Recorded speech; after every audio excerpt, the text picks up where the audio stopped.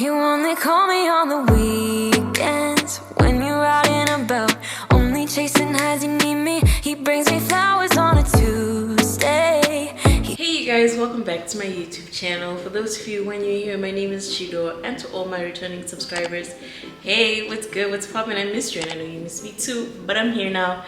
First things first, before we get into the video today, happy Valentine's Day. How's everybody doing? Are you guys having a great day? I hope you guys received a lot of love and gave out a lot of love and are feeling loved.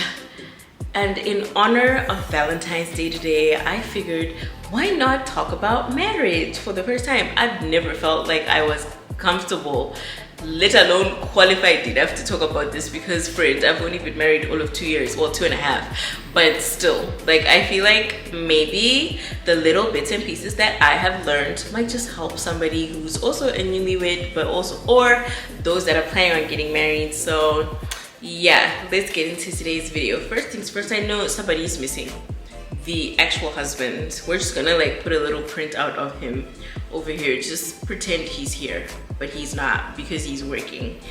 And if you know a little bit of what Fungai does, you will understand that that man works 24/7, literally 24/7. So it's, yeah, it's my cross to bear that I have to do a lot of these things by myself, because anyway, so today we're gonna talk about a few things that I've learned in marriage. I want to say maybe they're like 10 to 12 things, but we'll see, because I honestly wasn't counting when I was like writing it down. So, but first things first, before we even get into talking about the things that I've learned, I want to talk about something that I've realized is a trend and that has been going on for a couple of years now. And I've never actually spoken about it, although my feelings about it have never changed. So I don't know. Anyway, I want to talk about how there is this, like, I don't want to say it's an attack on, I actually know it is. I think it's an attack on marriage, and it's an attack on a lot of like biblical values and stuff, where as a society there's more and more of this rhetoric that's getting louder and louder, of statements where people will be like, oh, marriage is not a choice, it's not even a flex, it's not an achievement, marriage is a scam, married women are basically prisoners of their husbands, everybody's marriage is miserable, all men cheat, every single woman is miserable and has a mistress somewhere out there who is taking her place.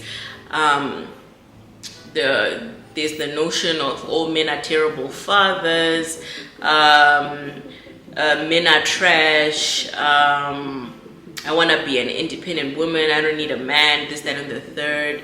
And I just want to say that if you are somebody who has said or believes any of these things and you're a Christian, I think that you need to pray about it before you say things or profess things out there for all the earth to hear, and also just put it out into your own life, because again, power of the tongue. And if we believe that our words have power, if you are somebody who wants marriage and wants to have children in a safe space, I think that you should be very careful about some of the things that you say, because society has managed to take a lot of things that are wrong and make them seem cool and seem right. And a lot of the time, a lot of us just tend to just, because it's trending and because it's cool and because it's on social media and everybody's sharing it, we tend to get sucked in on certain things that we don't even understand the spiritual connotations of. It's kind of like even Zema zodiac signs. Every day I go on social media, I'm seeing somebody call themselves a Gemini, a Cancer, an Aquarius, a Capricorn, a Scorpio, whatever, this, that, and the third. And not to be this person, but I hope you guys know that that's witchcraft. I hope you guys understand that those are demonic spirits you're attaching yourselves to, and it seems innocent and it seems cool, but there is a lot of substantial research and a lot of like people who are actual witches who have said that it's literal witchcraft that you're attaching yourself to, because at the end of the day there is life and death in the power of the tongue. And some of the things we profess over our own lives as believers, we have no business professing over our lives. If we truly believe that our life started and end with Jesus, we should not be saying things like marriage is a scam, marriage sucks, it's not a flex, it's not an achievement. Because if we believe that the greatest gift God gave us on this earth was marriage, one of the greatest gifts, not the greatest, sorry, because the greatest gift he gave us was Jesus. One of the greatest gifts that he gave us is marriage, then why would we be speaking negatively about it? And also, I just want to say that in life, the same way, if I have a negative experience with a career and a particular job, it doesn't stop you from taking that job if they came and offered you $1 million today. You should not let somebody else's negative experience with marriage and relationships dictate how you see it. And I feel like, well, like so often a lot of people make their decisions about marriage and children and relationships and church and God based off of other people's experiences or one bad experience. And I feel like sometimes it's unfair to make that conclusion when it comes to the things that will benefit you the most, yet when it comes to other things you are okay and at liberty to just be hopscotching every 2 minutes. Like, if you can understand that one bad job or one bad manager at a bad job does not mean that all jobs suck and you can try again with a job, or if you can jump from one boyfriend or girlfriend to another even though you had a bad experience with the previous one, then you should be able to understand that not all marriages are the same.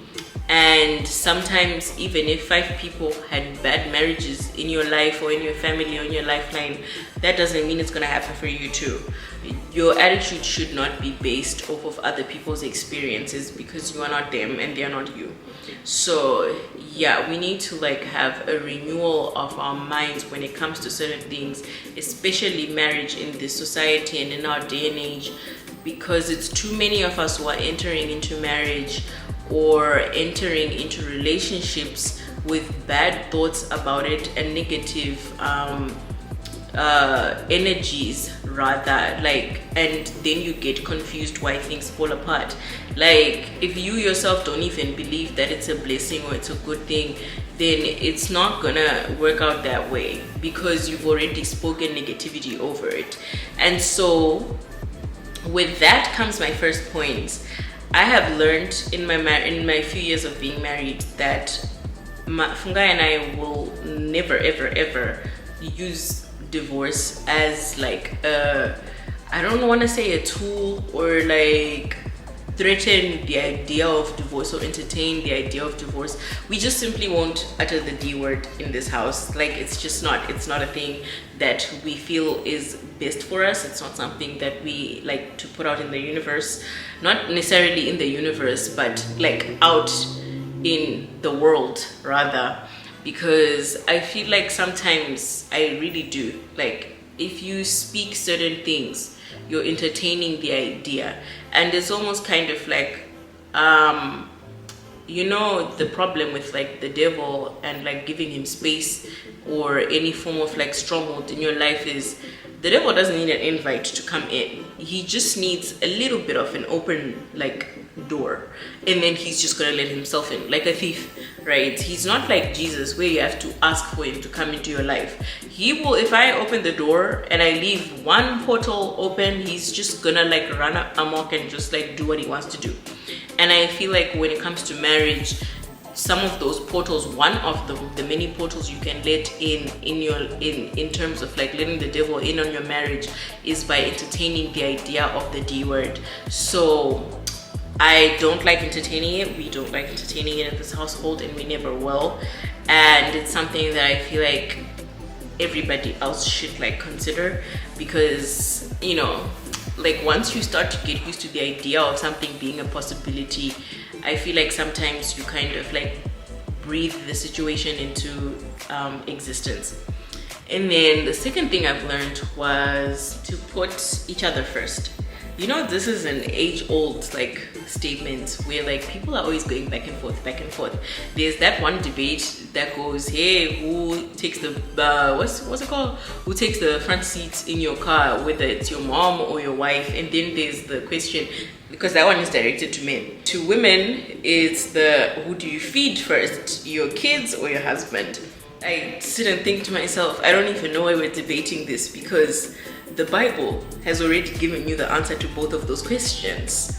It says, and a man and a woman shall leave their parents, and the two will become one, right? And so if you understand the statement that the two become one, right? Like if I were to plug in, I don't know, like this cable with the back part thing of a charger, right? Together they make the charger, right? But if you pull them apart, it's a cable and the back part, and none of them work without each other. So you have to put them together, which means together when they are a charger, they become one, right? So how do you put yourself, well, how do you put your mother or your children ahead of your spouse if you are supposed to be one with your spouse? It doesn't work like that, right? Because some people will be like, they'll use the statement, I've heard some people say, my husband or my wife came first, so they come first, which I completely agree. Because at the end of the day, like, you can love your kids 24/7, but one day they're gonna leave, they're gonna up and leave you, they're gonna like pack their bags and be like deuces, and you'll be left with your spouse. Your parents, you left them, like you're no longer your parents' baby, like you're not dependent of theirs. So in essence, all I'm saying is, like, if you understand the fact that like the two become one and without each other they can't function, you will understand that your spouse is supposed to always come first. And by putting them first, you're putting yourself first, and it works vice versa. Because people have this misunderstanding that it's only the wives who are supposed to put their husbands first, but it's both of us. Like, if I put Fungai first and Fungai puts me first, then we're both looking out for each other's needs, and we're both looking out for each other's hearts and our futures and what have you. And like a cable and the back part of a charger, separately we are incapable of growing and doing anything, but when you put us together, it's magic. We can charge the phone.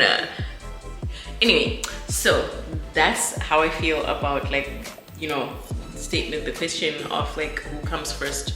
It's obviously your spouse. It's obviously your spouse, and it goes for both of you. If you're both looking out for each other, then everybody will be fine and happy. Don't let other people in your marriage. It's a marriage between two people. It's not a party of three. It's not a party of four. It's not a party of five. It's a party of two. It's only the two of you on that marriage certificate, okay?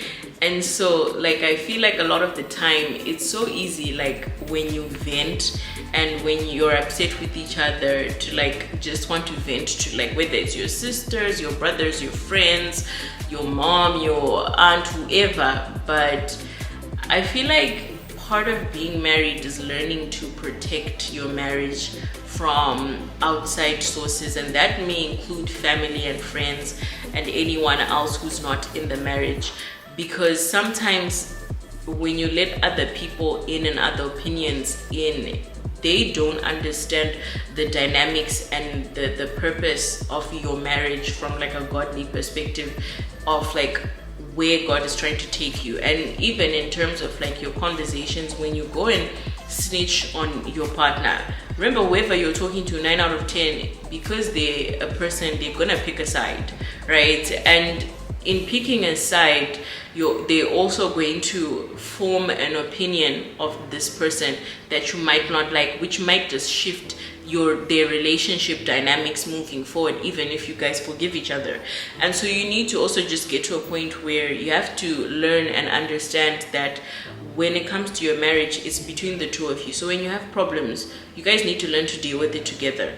I 100% believe in therapy, but I feel like sometimes our generation has turned therapy into a crutch where you can't communicate. If you get to a point where you can't communicate without the use of therapy, then you have bigger problems, because not every day, 24/7, turn to a therapist. I don't think therapy is supposed to be a forever thing, because I can't imagine myself being 80 years old sitting in front of a therapist going, girl, and then they said, you know what I mean? Like, I feel like it's supposed to be a tool to help direct and guide, and at some point you're gonna have to learn to communicate with each other and deal with your own issues on a personal basis so that you protect your marriage. Because sometimes, like, the one thing that I even learned over like time was not over time, the one thing I have learned was the devil will use anyone and everyone.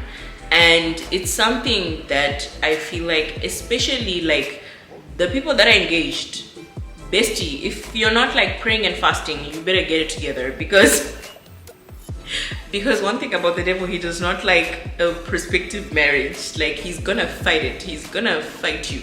Like, so you need to like have like regular intervals where you're constantly like just checking in with each other, communicating with each other, so that you make sure you're taking care of each other's hearts and feelings, and that nothing else and no one else's like needs and desires come above your partner.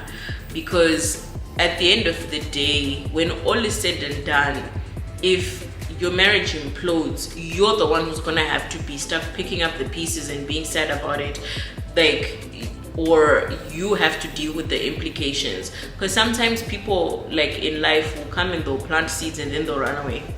Like, and I know you know what I mean. Like, people will sometimes come, say what they need to say, do what they need to do, and then when things are getting tense, they'll dip. Like, so when it comes to protecting your marriage, it's what's best for both of you, but also it's best for your relationships with even other people, because you don't want to get to a point where if things hit the fan, you can turn around and be like, everything happened this way because it was your fault, right? So I feel like that's like something that I learned. I feel like, you know, in marriage there's a lot of unlearning that you have to do and relearning, like, and I think that goes like, it goes without saying, you have to do that in life in general. But in marriage, the thing is, a lot of the time, a lot of us come with our own personal biases, right? That we developed either in childhood or with your parents, from your parents' marriage, or from like other people in your life, their marriages, and whatever idea you might have cooked up of marriage in your head. Sometimes that expectation, when it clashes with reality, it causes tension, because you start to think that maybe I married the wrong person, maybe I'm not supposed to be, maybe it's time to give up, and this, that, and the third. But the truth of the matter is, sometimes as humans, we tend to, especially as women, sometimes we tend to live in a sort of like dream world. I don't know if that makes sense, where we create these like fantasies and like visions of like grandeur, where we have this like idea of what like being married and being a wife is supposed to be, or being a husband is supposed to be, instead of actually taking each day as it comes and like taking reality as it comes. And I feel like that's why sometimes some people end up clashing, because what you expected it to be and what it really is, it's water and oil. And it doesn't always mean that like people are wrong for each other or whatever. It just means that you need to remember that like in marriage, the person you were with while you were dating, sometimes they might have evolved and they might have changed, and you need to kind of change with them and grow with them. and also just allow them and give them space to grow, because sometimes we don't want to be the people in each other's lives who hinder the other's growth. And I feel like a lot of people tend to do that because you have created this persona in your head of what someone else is supposed to be, and when they start to show you that they're now different, they're changing, it makes you uncomfortable. So you try to kind of box them up instead of getting to know them in their new season, in a different season. It clashes with the idea of who you had in your head for them to be. And I feel like we need to do less of that and more of like understanding each other and growing together and appreciating each other in every season that we're in. Because sometimes I feel like as young people, we think that, oh no, when we're married, we're gonna be doing all of this together, we're gonna be doing all of this, kind of like how a lot of people have like visions of how, oh, when I'm a parent, when I'm a mother and I'm a father, I'm gonna be doing A, B, C, D, it's gonna be like this. And then most of the time when people have the kids, they're completely different, they're completely changed. And it's like, it's because we don't appreciate that certain seasons bring out a different version of ourselves at a particular time, and we have to be grown up, or at least mature enough to understand and appreciate that of each other. Because sometimes if we try to like control and contain someone when God wants them to grow and like experience something different, that's when we end up clashing, and then people feel like they have irreconcilable differences, when in actual fact it's that they were changing and that was making you uncomfortable, and instead of changing with them, you're fighting against them. I don't know if that makes sense.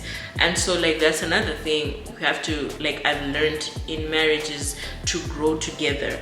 Because I feel like a lot of people, like, and after doing a lot of research, a lot of people whose marriages ended up imploding was because they weren't growing together. And a lot of the time, I think it's actually it goes one of two ways, where I feel like women, because we are nurturers, in nature, we tend to give a lot more, we have a lot more to give than like, and we can survive off of just giving and giving and giving, as opposed to men, right? Where women will be like, I think a woman can continuously like pour out and pour out before she ends up feeling drained than a man.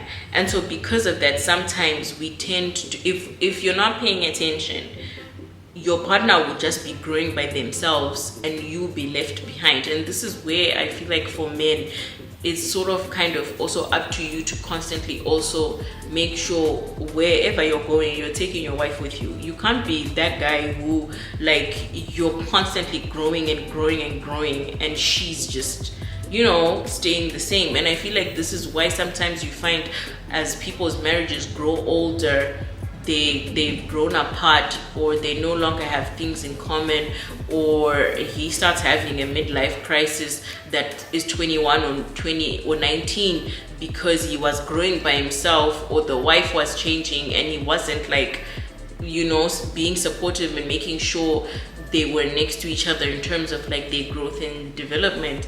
And so I feel like it kind of also plays into how you're supposed to be each other's keepers and protectors, right? In terms of the two becomes one. Because if you're looking out for your wife's best intentions, and if as a wife you're looking for out for your husband's best intentions, like, you're gonna make sure together you're growing, as opposed to just watching yourself grow and the other one stays behind, right? So that's a lesson we've learned and we have implemented in our life. So like, even when we make decisions, you have to make sure the both of you, there's something for the both of you. You know, people always ask questions, Kuti, oh, if your husband was offered a job in like Singapore, are you just gonna up and leave your own career? Or like, people who are if you're like in a long distance relationship and you're in two different countries, how is that gonna work, or whatever, when you get married? And you have to remember that in picking a place to, like, you know, plant your roots or whatever, it can't be a place that only favors one. It has to be somewhere where both of you can grow in an environment that is conducive for everybody to be happy. because if only one person is happy and the other one is like just kind of suffering or whatever, then that's where resentment builds. And the problem with resentment is it's not like obvious, like pain. Yekuti, if I like get hit by this remote like this, I feel it instantly, right? Resentment is like a virus that's inside of you that, like, you know, it just builds and builds and builds and builds, and before you know it, you're sick, or you're angry, or you explode, right? You're like a volcano that's like, you know, it's just been dormant for like years, and then one day the volcano erupts, and then munomuka, and they're like, I'm done, I no longer want to be in this marriage. Everybody's asking what happened, crickets, without realizing that it was years and years and years and years of always putting themselves, like, of always just like letting their own life go on the back burner for the marriage, and the other person not even realizing it, and then it just kind of like implodes. And so you've got to like always make decisions with the both of you in mind, like in terms of like your growth. You can't, and I don't believe that God would ever call, like, even like in my own marriage, I don't believe that God would ever call Fungai to a place that is not conducive for my growth too, because there is no way God would be like, oh, go to Bujumbura, but in Bujumbura there's nothing for Chido to be doing, and Chido will just be sleeping at home, bored, doing nothing and not growing, and she will leave Bujumbura the same person she was 10 years ago when she came. Like, that's not how God works. Like, there's certain, and it also plays into this, the other aspect that I've learned from being married is that marriage, sometimes the beauty of marriage is that sometimes it unlocks blessings that otherwise would not have happened outside of the union of marriage. And in accordance to that, I feel like it kind of plays into how the person you marry has to be the person who's good for your calling and your purpose, because you need to be people who are headed in the same direction together. I think one of the worst things that anybody could ever do is to get married to somebody who is trying to change them, or who doesn't understand the vision that they have for their own life, because this is why people end up clashing. First of all, you can't change a person. Only God can do that. You can't do the Holy Spirit's job for it. Like, I feel like a lot of the time people get together in marriage or in relationships, and you start to see parts of a person that you don't like, and inherently you just want to change them. But I raise you, how about you pray that you change the way you see the way they do certain things.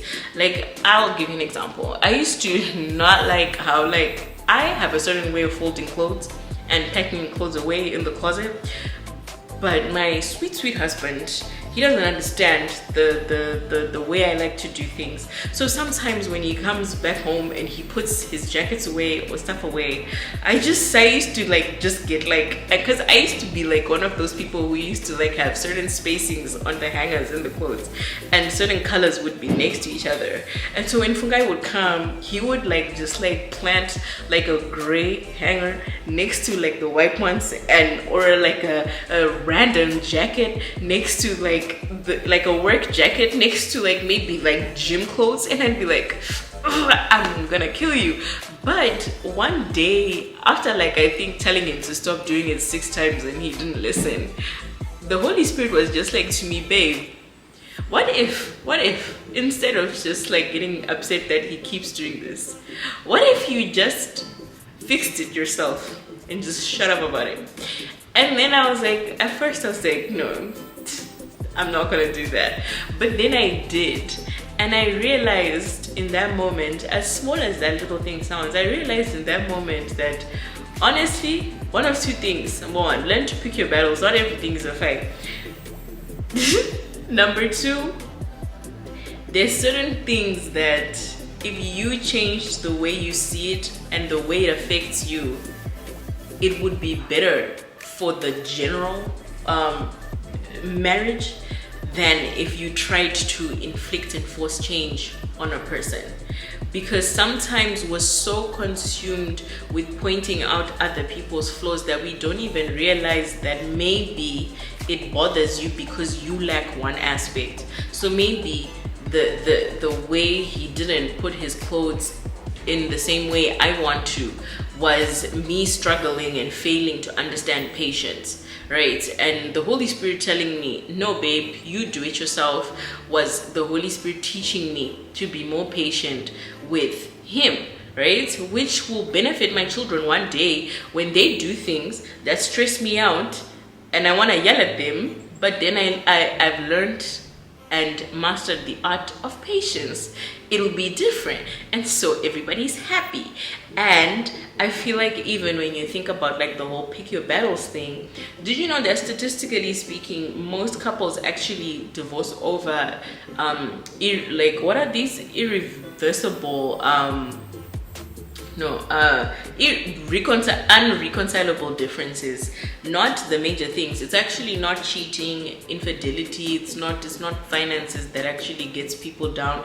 It's the small things. And even I remember which Bible verse it is that talks about catch the little foxes, because if you just let them, like, you know, like one little like pet peeve at a time, like one little problem at a time that stresses you out, and if you let them build, they become a volcano and you erupt, right? And so like the way I understand that whole catch the little foxes thing is to just sometimes just not let everything get to you as much, and also sometimes to deal with the little problems when they're happening as opposed to just ignoring them. Because at the same time, pick your battles, but at the same time also speak up, because you can't expect, that's another lesson. And as women, sometimes it's something we have to learn, because early in marriage is you can't expect your partner to do guesswork, like he's in an exam that doesn't have any answers about like your emotions and how you're feeling and how things are affecting you. You have to speak up. If you're not having a good day, if something is bothering you, speak up. And this also goes to men, because men, especially black men, you are taught to not cry, bottle up your feelings. Men don't have feelings. But the problem with doing that is the whole time your wife will be thinking she's doing something right. The whole time your fiance or girlfriend will be thinking she's doing something right, but she's not. And if you don't speak up and tell her, she's never gonna know, because neither of us are psychics. We don't understand what the next person is feeling unless they tell us. And so we need to be people who speak up when something is really bothering you, and communicate with each other, and learn to communicate things with love. There's a difference between being honest and being brutally honest. Those are two different things, and you need to learn that. There's actually a book that I do believe is helpful, because I used to be a very passionate person. Like if I get very upset, I can get very loud, and I've learned over time to like relax, because even Proverbs says that nobody ever got any problem or argument solved by screaming at the other person.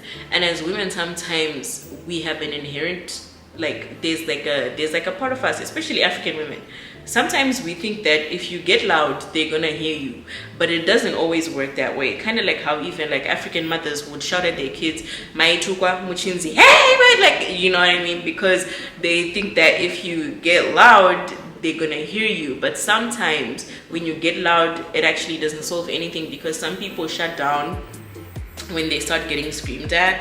And so I feel like we should learn to communicate in a healthy way. There's actually a book, I'm gonna link it below, that helps a lot with like learning how to communicate in a healthy way with people, your partners, really. Because especially like when marriage is concerned, it really like strips you of everything.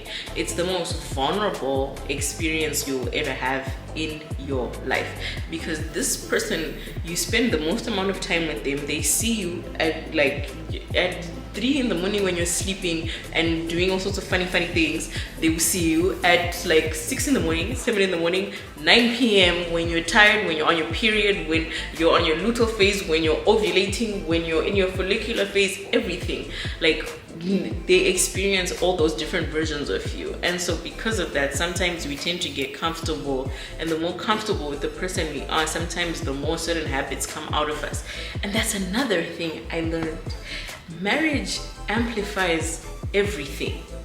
even emotions you forgot you even had, behaviors you even didn't even realize you had, they get more amplified in marriage. And so if you're people who don't learn to communicate properly with each other, it's gonna pose a challenge. And that brings me to my next lesson, which is to give grace. Grace is not something that is given easily in this society. In the society that we're in, where cancel culture is a thing, people do not like giving grace. People are just egging on and waiting for the moment where they can cancel you and be like, you did this, so we hate you. Like, we're not like a generation of forgiveness. We're not a generation of second chances. We are a generation that glorifies cutting people off and not telling them why, and just ignoring people and ignoring each other for months, and we think it's cool. And I think that in marriage you cannot bring that type of mentality forward. You have to move forward with grace. Give grace just as you were given grace, because there's gonna be moments where your partner fails to do something even after you've expressed it to them. And if you're not somebody who is understanding and is willing to like forgive and give grace, it's gonna make both of you miserable. Like, and even you yourself, there's moments where they might not tell you all the time, but you mess up, and they're not gonna like always fight you, because also like, I think it's also because we're more emotional, so we tend to like really feel like everything. But like, I think that it would do everybody a favor if we learned to give more grace than anything else. And I guess the last thing I want to say is, I think I'm done. Actually, yeah, I think I've said so much. I think I've like just been talking for the last 20 minutes or 30 minutes, I don't even know. But I feel like I've actually covered a lot, and maybe this would be a part 1. Let me know if you want a part 2. But that's about it. That's actually like all I think I want to talk about for now, for like my lessons from being married and like marriage advice that I have for people. Marriage is a very beautiful thing, you guys, and I don't know who like convinced certain people to just kind of vilify it. I think that the society we're living in is full of broken and hurt people, and the statement misery loves company is very true. You shouldn't let other people's misery get you to form an opinion on something that you yourself haven't experienced or might want to experience, because sometimes some people want other people to like not experience certain things, so they're gonna just like talk bad things about it all the time. It doesn't necessarily make it bad. I think we need to also remember that marriage is not, it's not like a straight line. It's not black and white. So not all marriages are different. They are now like one size fits all. So at the end of the day, your marriage is as good as you want it to be as a couple. You decide whether or not it's going to be the greatest thing on this earth, or it's going to be just another one of those. And please, I beg, don't idolize celebrities and like people you see on the internet, myself included, because you don't know people well enough to actually understand the dynamics of their relationships. The only idol or God you should be having is Jesus Christ, okay, babe? And he will be able to give you a perfect marriage.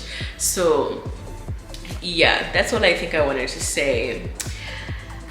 Please do remember, do everything with love. I love you like a love song, and I'll catch you back, guys, later. Don't forget to like, comment, and subscribe. I love you like a love song. Bye.